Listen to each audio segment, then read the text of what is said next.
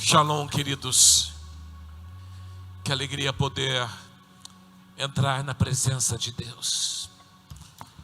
Não existe lugar melhor do que a presença de Deus.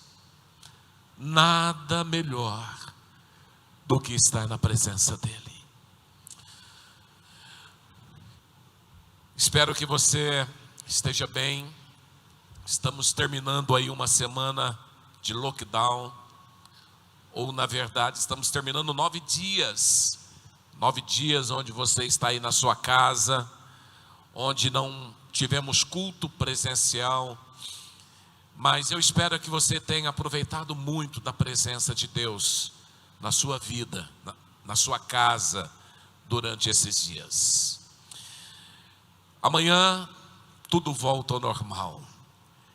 E o mais importante, queridos, que é amanhã, aquilo que fizemos na semana passada, ungimos toda a cidade de Barretos, 120 bairros. Eu quero declarar, queridos, que a mudança, a cura, não virá através do lockdown, mas a mudança e a cura virá através da oração da igreja do Senhor Jesus. Na semana passada, a apóstola ministrou uma palavra poderosa. Estamos aí terminando, vamos terminar hoje, capítulo 3 de Efésios. E na semana passada ela falou sobre o mistério revelado e falou também da grande comissão, do seu chamado, e foi uma palavra tremenda. E hoje eu quero terminar esse texto que, capítulo 3, ela ministrou na semana passada, uma revelação tremenda da palavra de Deus, aquilo que o apóstolo Paulo, ele chama a igreja a receber esta revelação de Deus, sobre mistérios, sobre o seu chamado, sobre a sua comissão, sobre o trabalho que você terá, que você precisa fazer ao Senhor. E hoje nós vamos, primeiro eu quero elogiar o Levi, amei a arte, o senso de propósito, ficou muito lindo, viu, Levi? Parabéns, muito bom, continua assim. Mas eu quero ministrar nessa noite, nesse dia, sobre o senso de propósito. E eu quero que você entenda um pouquinho sobre isso que o Espírito Santo quer ministrar ao teu coração nesse domingo. E nós vamos ler o texto da palavra de Deus em Efésios capítulo 3, do 14 ao 21. Quero que você esteja atento a essa leitura. Paulo dizendo: por esta causa me ponho de joelhos diante do Pai, de quem toma o nome toda a família, tanto nos céus como sobre a terra, para que segundo a riqueza da sua glória vos conceda que sejais fortalecidos com poder, mediante o seu Espírito no homem interior. E assim habite Cristo no vosso coração pela fé, estando vós arraigados e alicerçados em amor, a fim de poderdes compreender em todos os santos qual é a largura, o comprimento, a altura, a profundidade, e conhecer o amor de Cristo que excede todo o entendimento, para que sejais tomados de toda a plenitude de Deus. Ora, aquele que é poderoso para fazer infinitamente mais do que tudo quanto pedimos ou pensamos, conforme o seu poder que opera em nós, a ele seja glória na igreja e em Cristo Jesus, por todas as gerações e para todos sempre. Amém. Espírito Santo, ajuda-nos para que esta palavra entre em nós, e enquanto estivermos ministrando esta palavra, aqueles que estão enfermos sejam curados, receba a vida do Senhor, é a minha oração, no nome de Jesus. Queridos, quando eu olho para esse texto, quando eu olho para essa palavra, eu vejo uma das orações mais ousadas na palavra de Deus. O apóstolo Paulo aqui, ele faz uma oração tremenda, ele tem uma ousadia tremenda ao fazer esta oração ao Senhor. Esta oração, essa primeira oração nessa carta, Paulo aqui ele está enfatizando a necessidade da igreja receber iluminação, entendimento e compreensão da gloriosa obra de Deus que Ele realizou por nós. Mas quando nós aprofundamos nessa carta, nessa oração de Paulo, nós vemos aqui que o foco central dessa carta se chama capacitação. O desejo de Paulo é que a igreja seja capacitada, que a igreja seja revestida de poder. A ênfase que Paulo está dando aqui não é apenas conhecer alguma coisa, mas Paulo aqui ele está nos levando a ser. Não é um conhecimento na vida, mas Paulo aqui ele faz esta oração, essa ousada oração, para que nós possamos começar a ser a igreja do Senhor Jesus. E eu quero que você abra nesse domingo a sua mente, o seu entendimento para entender. Hoje estamos encerrando o capítulo 3, mas eu quero que você entenda, aqui o Espírito Santo vai trazer uma revelação poderosa. E a partir do próximo domingo entraremos no capítulo 4, e mais ainda entraremos no tempo de avivamento. O Senhor tem escrito uma história na vida desta igreja, que eu confesso, queridos, que como líder desse ministério, eu não tinha entendido, eu não tinha planejado. Desde o momento que nós determinamos alguns temas, desde o momento que nós decidimos ministrar sobre esse livro, na verdade era mais uma ministração, mas agora eu estou entendendo o caminhar, o que o Espírito Santo está fazendo. Ele está nos levando a um despertar, Ele está levando a igreja a se despertar de uma forma tremenda. Nós, queridos, nós precisamos abrir a nossa visão espiritual para entendermos esta verdade, para entendermos esta realidade. Quando Paulo faz esta oração, Paulo, ele está preso. Paulo está algemado. Paulo aqui, ele está na antessala da morte. Paulo aqui, ele está no corredor da morte, com o pé na sepultura. A sua cabeça estava estava pronta, próxima à guilhotina dos romanos. Paulo aqui, ele estava quase para morrer. Qual seria a sua reação se você, por amor a Cristo, por amor ao Evangelho, se você estivesse no corredor da morte? Qual seria a sua oração? Talvez a sua oração seria: Senhor, me livra dessa, Senhor, manda teus anjos, que os anjos venham, que os anjos me peguem no colo, que as correntes sejam quebradas, que essas algemas caiam por terra, que eu seja livre, para que o mundo saiba que tu és Deus. Com certeza, queridos, essa seria a nossa oração. Porém, nós vemos aqui Paulo, no momento tão complicado como o momento que Paulo estava vivendo. E Paulo aqui, ele não ora, ele não faz nenhum pedido para Deus de libertação. Paulo aqui, ele não ora pelas suas necessidades físicas e materiais. Paulo aqui, ele não ora pelo seu sofrimento. Paulo aqui, ele não faz nenhum pedido, nenhuma menção a Deus das necessidades que ele estava vivendo. Paulo aqui estava na prisão, mas Paulo não estava inativo. Paulo continuava ali intercedendo, orando. Ele estava realizando aqui um ministério tremendo na prisão, que era o ministério da intercessão. Interessante, queridos, que Paulo, os romanos, eles poderiam até proibir Paulo de viajar, de visitar, de pregar pelas ruas. Mas algo que eles não podiam fazer, eles não podiam impedir Paulo de orar. Então Paulo, todos nós conhecemos Paulo. Paulo agora está nos seus últimos momentos de vida. Mas Paulo agora ele se coloca diante do Senhor, intercedendo pela igreja. Paulo aqui, ele tinha um ministério muito forte de oração. Paulo aqui, ele tinha a cabeça cheia de luz, mas ele tinha o coração cheio de fogo. Porque ele era um grande teólogo, conhecia a palavra de Deus, pregava a palavra de Deus, mas era um homem também que não se apartava da oração. Ele não queria só a teologia, ele queria também a intimidade. Muitas vezes pessoas não sabem relacionar com isso, às vezes buscam conhecimento, mas começa a se enfraquecer na oração. Outros buscam a oração, mas enfraquece no conhecimento. Paulo não, ele buscava esse conhecimento, mas tudo isso estava alinhado com a oração. Então Paulo agora está nos seus últimos momentos de vida.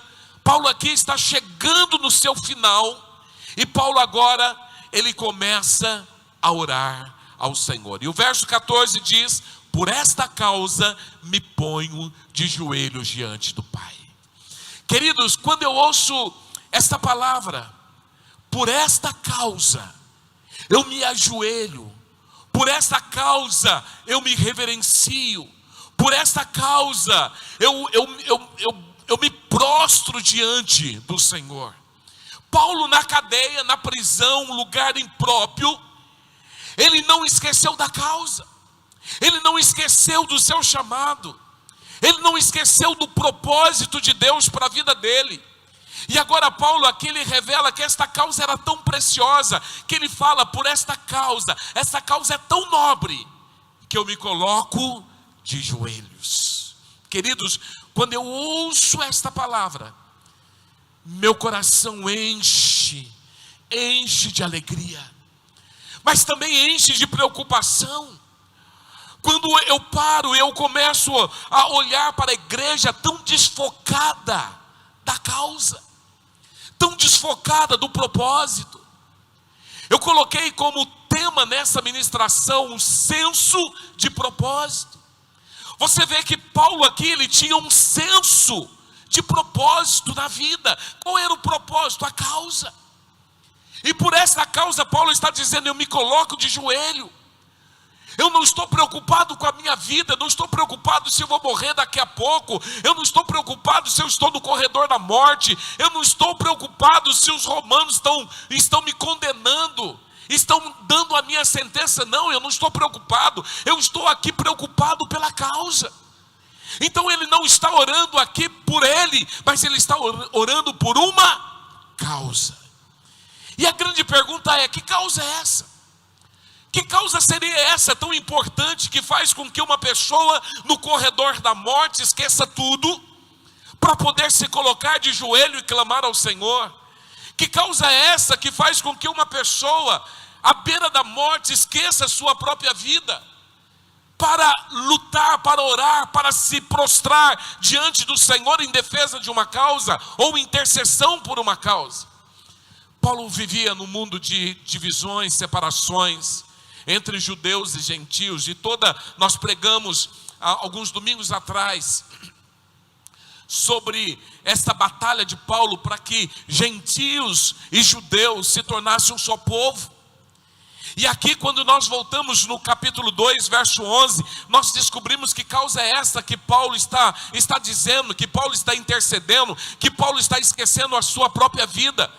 Diz assim: portanto, lembrai-vos de que vós, noutro tempo, éreis gentios na carne, chamados à incircuncisão, pelo que na carne se chamam circuncisão, feita por mãos dos homens.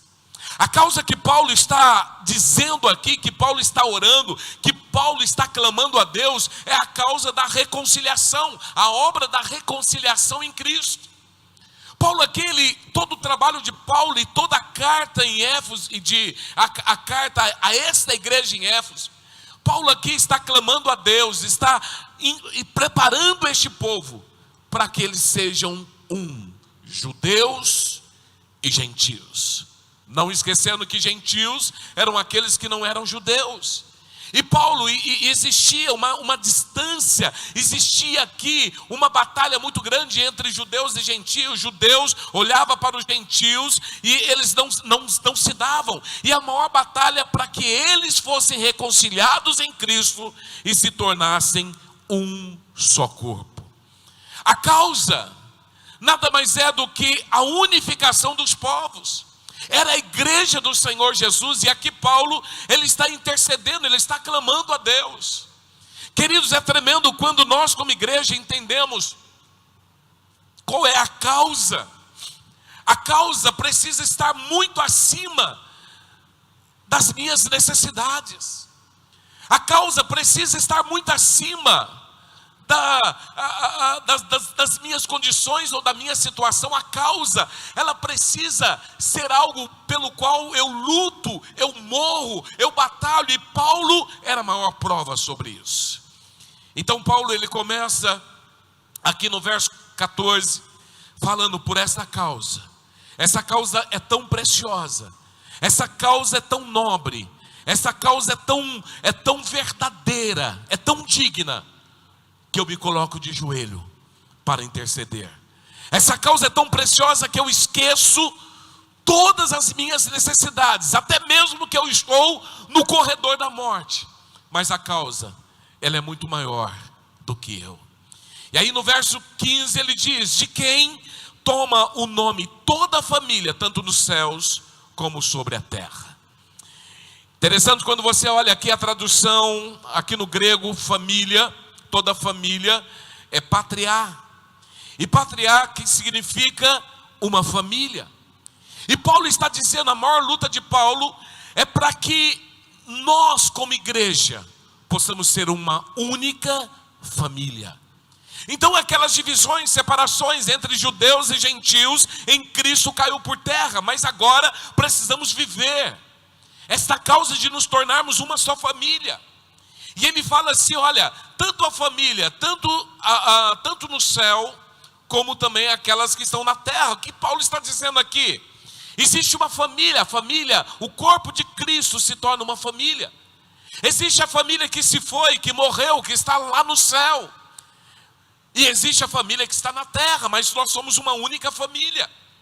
Paulo aqui, ele não está excluindo esta família que se foi, não. Esta família um dia vai ressuscitar, e todos nós iremos com o corpo transformado nos encontrarmos com o Senhor. Queridos, como é tremendo quando você lembra de alguém que morreu em Cristo, e você lembrar que essa pessoa não deixou de fazer parte dessa família. Essa pessoa continua sendo família de Deus. Porém, essa família é a família que está no céu. E nós somos a outra família. Que família? A família que está na terra. Porém, somos uma só família. Somos um só corpo. Existe parte dessa igreja, dessa família que está na glória, e parte dessa família que está na luta. Mas todos nós fomos registrados no livro da vida. Todos nós fomos registrados no livro da vida. E todos nós temos Deus como Pai de toda a família. Tanto a família que está no céu, como a família que está na terra. E Paulo continua, quando ele chega aqui no verso 16, ele fala: para que segundo a riqueza da sua glória, vos conceda que sejais fortalecidos com poder, mediante o seu Espírito no homem interior.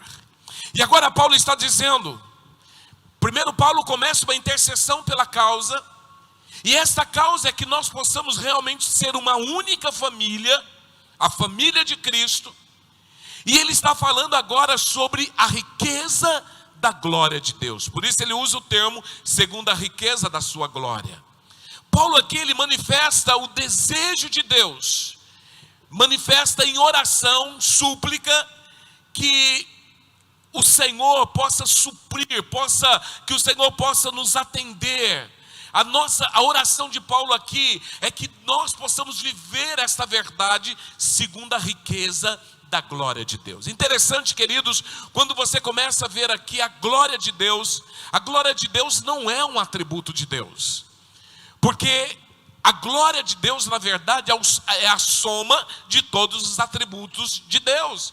Apóstolo, o que é um atributo de Deus? Atributo de Deus, a bondade, a fidelidade, o amor, a justiça, a misericórdia, tudo isso é o quê?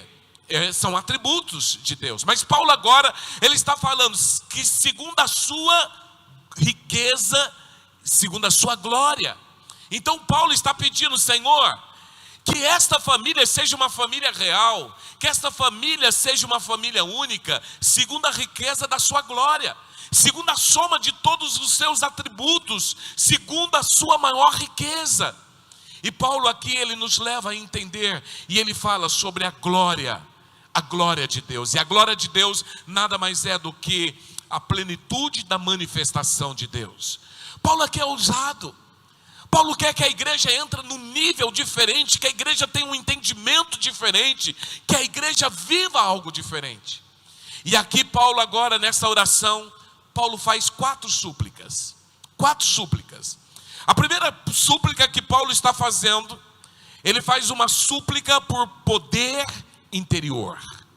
No verso 16 e 17 ele diz: vos conceda vos conceda que sejais fortalecidos com poder, mediante o seu Espírito no homem interior.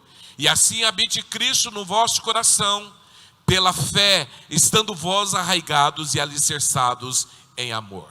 Primeira súplica, primeiro pedido que Paulo está fazendo aqui. Paulo está pedindo que o poder de Deus venha sobre nós. Queridos, a presença do Espírito Santo em nós é uma evidência de salvação.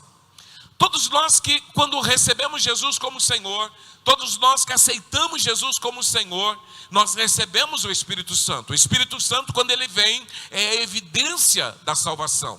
Mas Paulo não está falando sobre isso. Paulo está falando sobre poder, sobre o poder do Espírito Santo de Deus. E o poder do Espírito Santo nada mais é do que a capacitação de Deus para nós.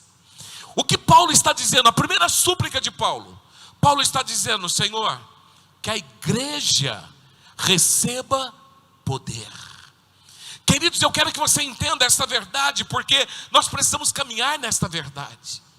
A igreja de Jesus, quando recebemos Jesus, recebemos o Espírito Santo, mas nós precisamos ser fortalecidos com poder.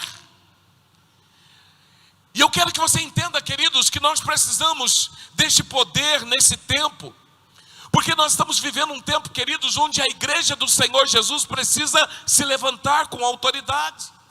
A igreja do Senhor Jesus não pode continuar vendo uma pandemia e ficar simplesmente fazendo cara de paisagem.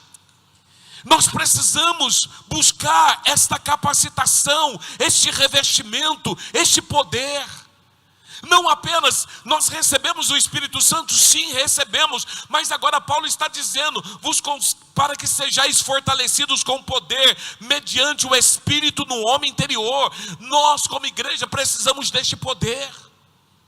Nós estamos entrando, queridos, nessa semana, os 3 próximos meses. Esse próximo trimestre será avivamento. E nós vamos buscar o Espírito Santo, o poder do Espírito Santo, como nunca buscamos antes.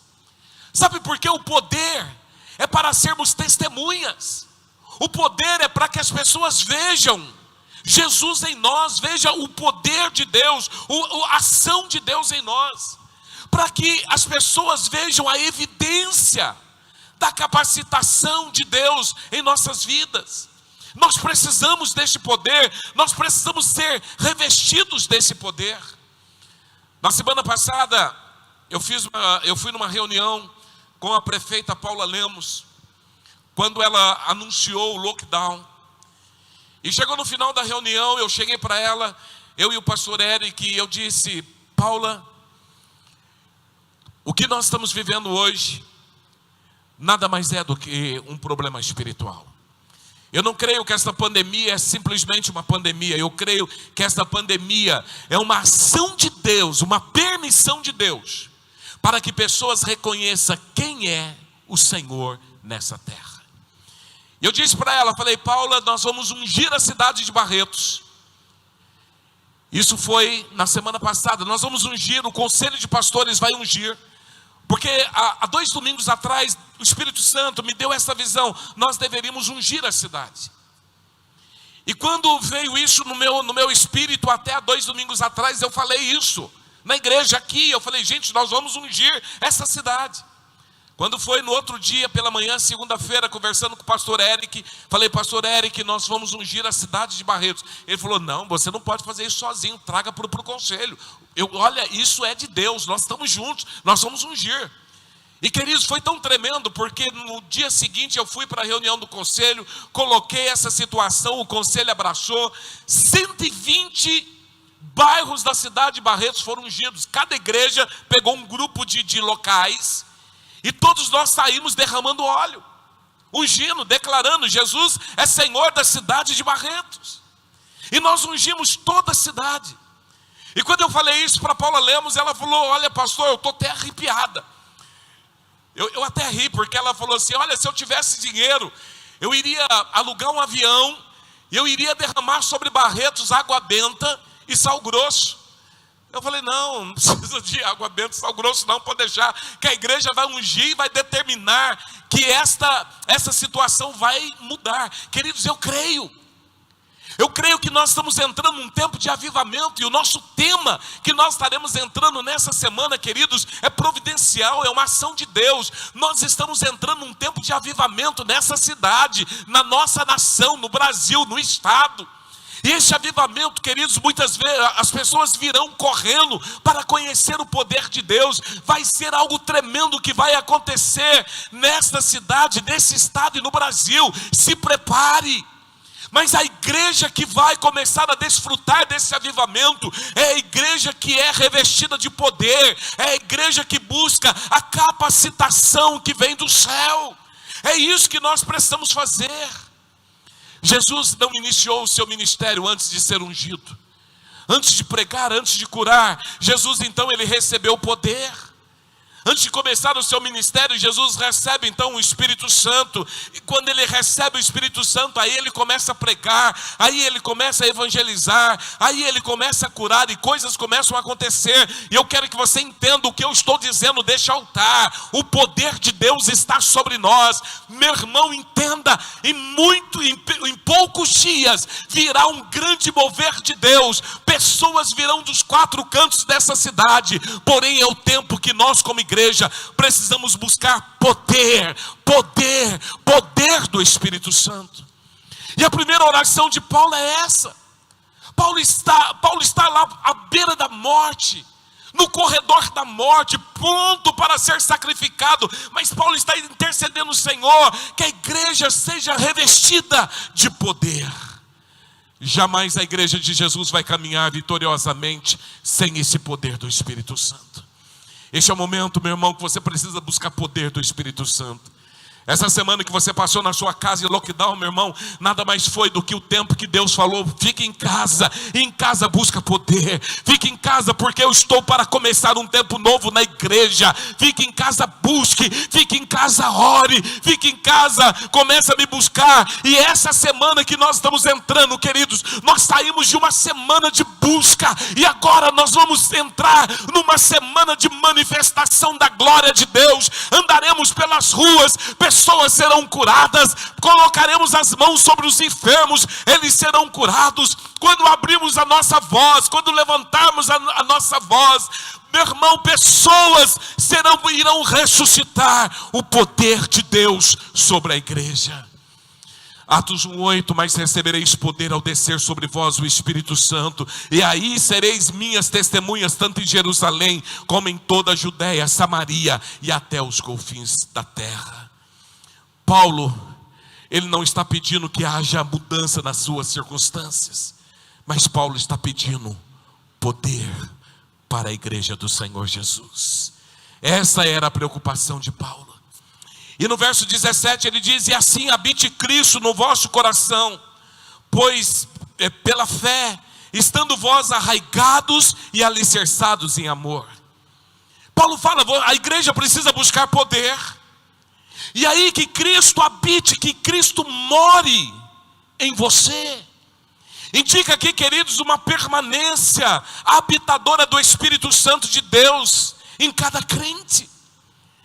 Que habite Cristo, que habite o Espírito em cada um de nós, que Ele more em cada um de nós. Quando nós olhamos esta palavra, queridos, no grego existem 2 traduções.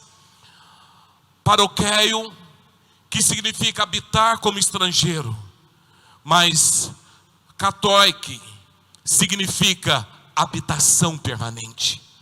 O Espírito Santo não pode ter uma habitação passageira em nós, mas ele precisa ter uma habitação permanente, a ponto de nós entregarmos a chave de nossas vidas ao Espírito Santo. A ponto de nós falarmos: Espírito Santo, tu és bem-vindo, você pode fazer o que você quiser na minha vida e através da minha vida. Sinta a vontade, Espírito Santo. É isso que nós precisamos. Habite Cristo no vosso coração. A segunda súplica que Paulo está dizendo, que Paulo está fazendo, é aprofundamento no amor fraternal. Aprofundamento no amor no amor fraternal. E ele diz aqui: estando vós arraigados e alicerçados em amor. Para que Paulo está pedindo poder aqui?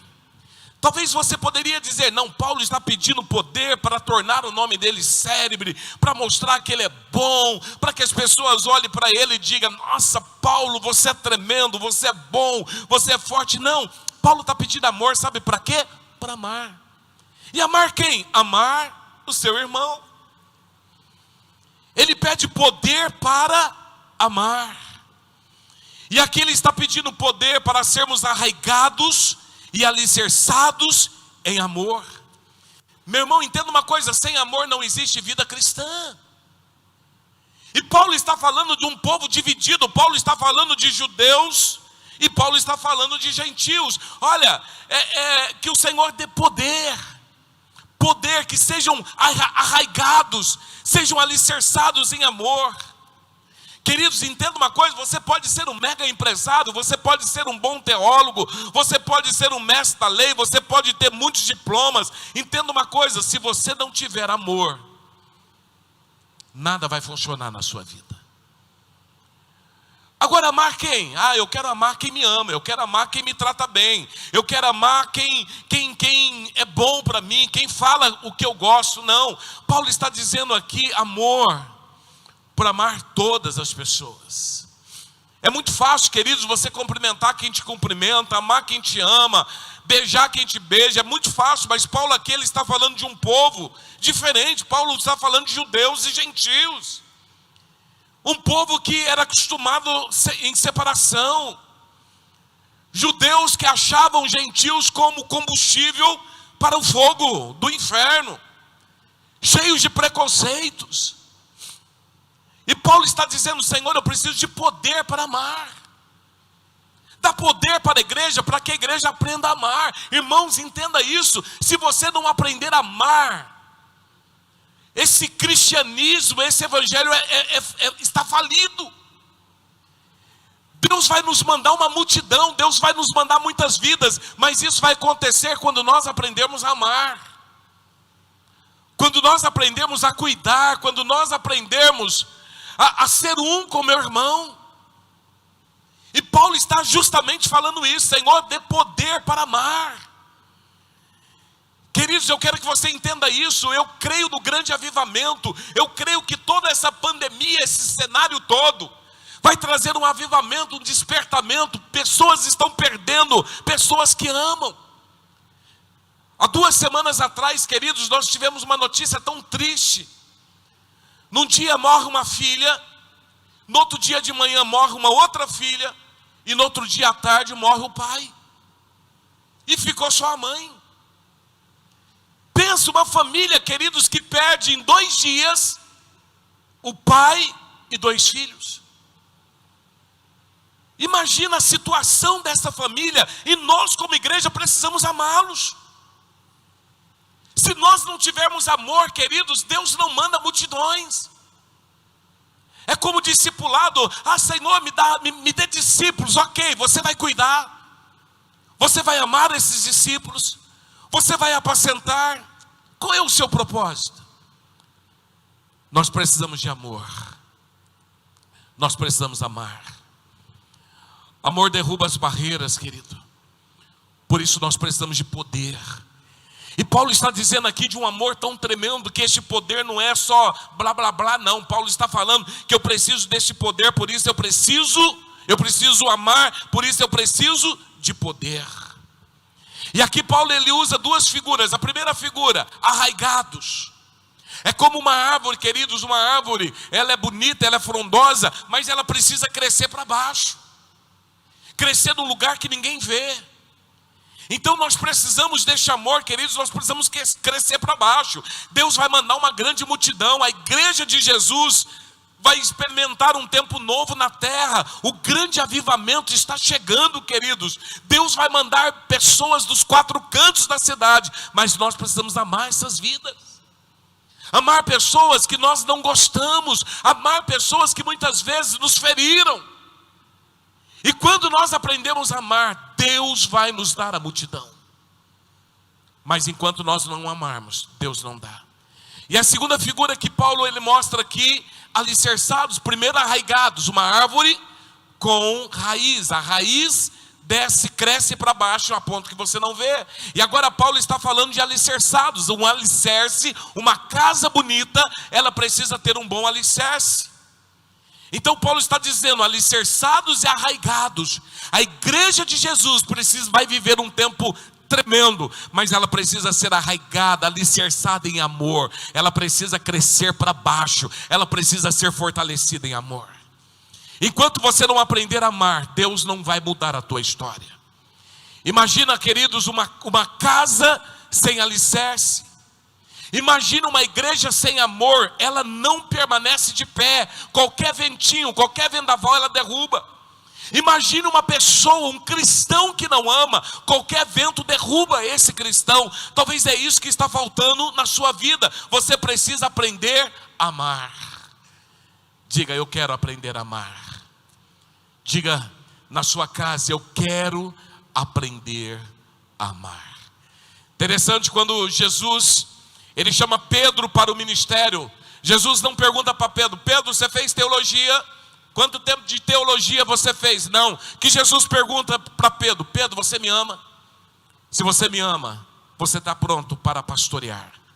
Se você me ama, não importa a teologia que você fez, não importa nada disso. Os homens não, os homens querem saber qual faculdade que você fez, qual curso você fez. Mas Jesus não, Pedro, você ama, você me ama. Se você me ama, você então está pronto para pastorear. Terceira súplica, terceira e penúltima súplica que Paulo está fazendo aqui. Ele está pedindo por compreensão do amor. Ele fala aqui no verso 18, a fim de poderes compreender com todos os santos qual é a largura, o comprimento, a altura, a profundidade, conhecer o amor de Cristo que excede todo entendimento, para que sejais tomados de toda a plenitude de Deus. Paulo aqui, agora primeiro ele fala que nós precisamos amar o nosso irmão, e agora Paulo está dizendo, se nós queremos viver esse verdadeiro cristianismo, nós precisamos compreender o amor de Cristo. Paulo está, agora ele passa para o conhecimento do amor de Cristo, compreender, que significa, precisamos aprender, precisamos segurar, ganhar, atingir. Aqui Paulo, ele está falando, primeiro compreender, Paulo fala de um conhecimento teórico. Primeira coisa que você precisa conhecer teoricamente o amor de Cristo. Mas depois Paulo não fala só compreender, Paulo fala compreender e conhecer. E conhecer aqui é um amor experimental. Então Paulo fala que agora eu preciso experimentar o amor de Cristo. Eu não posso só conhecer, eu preciso experimentar. Eu não posso só saber, queridos, tem gente que você fala, e aí meu irmão, como está a tua vida? Você sabe que Jesus te ama, né? Não, eu sei, mas sabe da boca para fora. E Paulo está dizendo, nós precisamos compreender, nós precisamos conhecer teoricamente, mas nós precisamos conhecer, nós precisamos experimentar o amor de Cristo. E aí Paulo fala, olha, você precisa conhecer a largura, o comprimento, a altura, a profundidade. Ao mesmo tempo que ele estabelece aqui algumas dimensões do amor, ele fala também que o amor de Cristo não pode ser medido, porque ele fala o amor de Cristo que excede todo entendimento. Mas ele está dizendo, primeira coisa, você tem que conhecer a largura. O amor de Cristo, queridos, é suficiente largo para abranger a totalidade do homem. A Bíblia diz que ele alcança todas as raças, tribos, povos e nações. Essa é a largura do amor de Cristo, alcança todos. E ele fala, você também precisa conhecer o comprimento. É tão comprido, queridos, para durar toda a eternidade, o amor de Cristo. Ele sempre nos amou antes mesmo de existirmos. Paulo fala da profundidade. Suficiente e profundo, queridos, para alcançar o pecador mais perdido. O homem estava perdido. E aí o Senhor desce onde o homem estava. E ele traz este homem de volta para a luz. Ele nos tirou do lamaçal do pecado. A Bíblia diz que estávamos nas trevas, agora estamos na luz, é a profundidade. E a Bíblia fala sobre a altura, suficiente alto para nos levar para o céu. para nos tirar do buraco, para nos tirar do vale e nos colocar, porque ressuscitamos juntamente com Cristo, nos colocarmos acima de principados, potestades, dominadores e forças do mal. Olha que coisa tremenda que Paulo está dizendo. Paulo está pedindo que a igreja compreenda isso. Meu irmão, entenda algo. Você só será a igreja do Senhor Jesus quando você compreende a obra da cruz. E a obra da cruz é a maior demonstração de amor. A obra da cruz, queridos, é a maior demonstração de perdão. É a maior demonstração de amor. Quando nós compreendemos a obra da cruz, quando nós compreendemos o amor, e Paulo está dizendo, você precisa amar, mas não só isso, você precisa compreender o amor de Cristo. Quando eu compreendo o amor de Cristo, eu deixo de ser aquela pessoa medíocre. Quando eu compreendo o amor de Cristo, eu passo a viver o verdadeiro cristianismo. Quando eu compreendo o amor de Cristo, eu me esvazio de mim mesmo para viver o que Deus tem para mim. Quando eu compreendo o amor de Cristo, eu paro de coisinhas tolas que muitas vezes nós ficamos brigando, chateado, nos afastando. O amor de Cristo tem que nos constranger. O amor de Cristo nos constrange. E Paulo está dizendo que nós precisamos conhecer. Ele ora para que a igreja compreenda o amor de Cristo. E por último, Paulo aqui ele faz a última súplica. E a súplica que ele faz agora é pela plenitude de Deus. O verso 19, a segunda parte, ele fala: para que sejais tomados de toda a plenitude de Deus. Ah, que coisa tremenda, queridos. Paulo aqui, ele está falando. Quando nós começamos a ler Efésios, nós vemos aqui Paulo falando de plenitude. Ele começa lá no capítulo 1, verso 23, dizendo que nós somos cheios da plenitude de Cristo. Quando olhamos aqui nesse versículo, ele fala que a igreja é tomada da plenitude do Deus Pai. Quando nós vamos para o capítulo 5, verso 18, ele diz que a igreja tem que ser a plenitude do Espírito Santo. E sabe que Paulo está dizendo que uma igreja para ser a igreja, ela precisa ser cheia da plenitude do Pai, cheia da plenitude do Filho e cheia da plenitude do Espírito Santo. Esta é a oração que Paulo faz, que sejamos cheios da plenitude de Deus, queridos. Esta é minha oração neste momento. Estamos entrando, queridos, no tempo do avivamento. Estamos entrando num tempo onde o Senhor vai chacoalhar esta igreja, vai mandar um grande avivamento, mas para isso precisamos estar cheios da plenitude do Pai, cheios da plenitude do Filho, cheios da plenitude do Espírito Santo. Nós precisamos, queridos, eu creio que Paulo, quando fala dessa plenitude, Paulo está pedindo, olha, que você seja perfeito, assim como é perfeito o vosso Pai. E talvez você possa até dizer: apóstolo, mas o que é isso? Como que nós podemos ser perfeitos? Mas é isso. Assim como Pedro um dia disse: sede santo como Ele é santo. Isso significa, queridos, que nós precisamos ser envolvidos, corpo, alma e espírito, por este poder. Sermos envolvidos, tomados por esta glória, tomados por esta presença. Imagina uma bexiga. Quando você pega uma bexiga e começa a encher a bexiga, ela vai enchendo, e você olha e fala: não tem mais espaço, e você sopra, e ela vai enchendo, e quanto mais você sopra, ela vai tomando, ela vai aumentando, vai tomando novas proporções. É isso que o Espírito Santo quer fazer. Ele quer começar a soprar na igreja, soprar, e a igreja vai sendo tomada, a igreja vai sendo envolvida, a igreja vai sendo cheia, a igreja vai viver na plenitude do Pai, a plenitude do Filho, a plenitude do Espírito Santo, a ponto de sermos totalmente tomados por este poder. É isso que o Espírito Santo, é esta a oração de Paulo. Quero que o ministério de louvor venha aqui à frente. E quando chega no verso 20, Paulo agora é tomado pela presença de Deus naquela prisão. Paulo agora está chegando ao final deste capítulo, e quando chega no verso 20, ele fala: ora, aquele que é poderoso para fazer infinitamente mais do que tudo que pedimos ou pensamos, conforme o seu poder que nós opera. Que coisa tremenda, queridos, aquele que estava na prisão pronto para ser morto, agora ele fala, Deus não apenas faz, mas Deus é infinitamente mais do que para operar tudo aquilo que pedimos ou pensamos. Paulo não estava pensando mais nele, Paulo estava pensando na igreja, Paulo estava deixando uma mensagem para a igreja. Por isso, queridos, quando a igreja começa a viver esta verdade do evangelho, a igreja vai sendo tomada, ela vai tomando uma nova proporção, ela vai tomando um novo rumo, ela vai sendo cheia, ela vai sendo sacudida, ela vai sendo transformada, ela vai sendo tocada.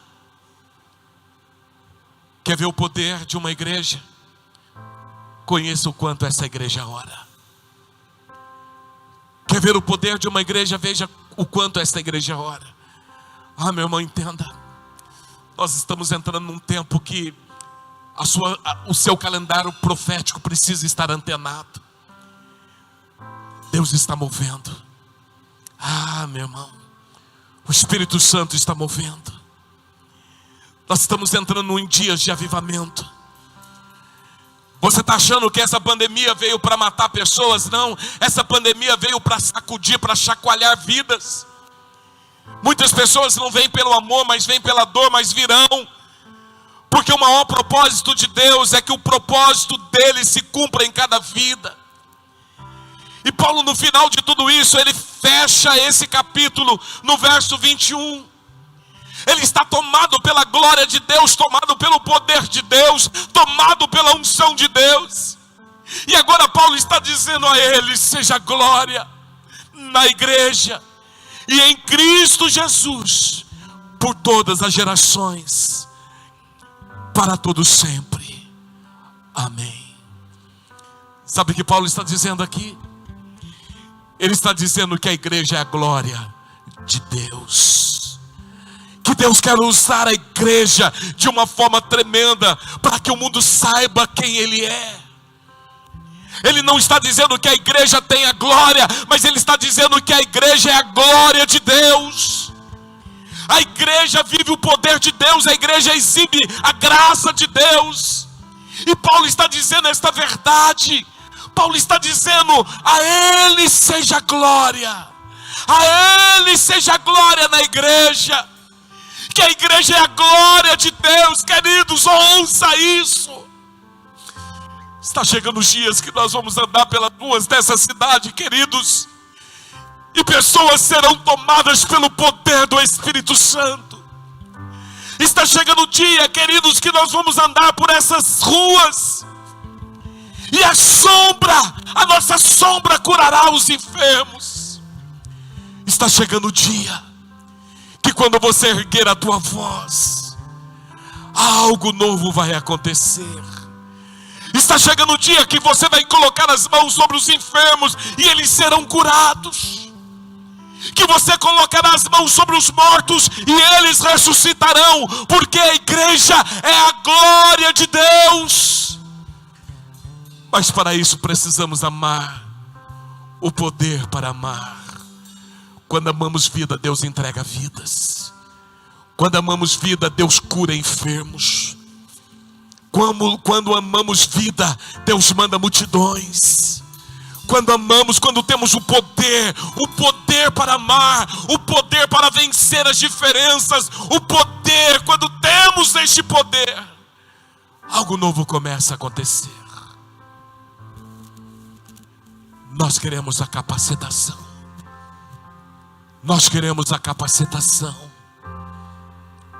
Levante aí do seu lugar, meu irmão, e levante suas mãos e comece a falar, Espírito Santo, eu não quero mais ser o mesmo, eu não quero mais ser o mesmo crente. Não me satisfaz mais ser um crente vazio, não me satisfaz mais ser um crente sem propósito, não me satisfaz mais. Existe uma causa.